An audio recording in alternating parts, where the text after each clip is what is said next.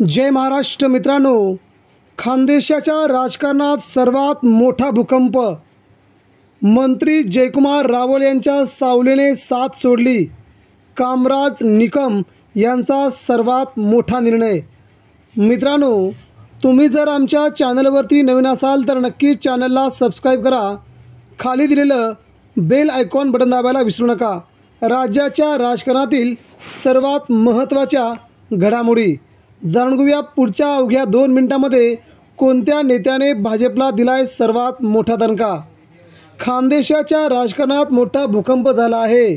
कारण माजी मंत्री तथा शिंदखेडा विधानसभा मतदारसंघाचे आमदार जयकुमार रावल यांचे अत्यंत निष्ठावान आणि उजवे हात समजले जाणारे कामराज निकम यांनी सर्वात मोठा निर्णय घेऊन शिंदखेड्याच्या राजकारणात एकच खळबळ उडवून दिली आहे.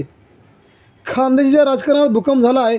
म्हणजे समर्थक कामराज निकम हे राष्ट्रवादी काँग्रेस शरद पवार पक्षाच्या वाटेवर असून ते पुढील आठवड्यात तिथे प्रवेश करतील. याचबरोबर उत्तर महाराष्ट्रातून शिंदेगडाला देखील सर्वात मोठा धक्का बसण्याची शक्यता आहे.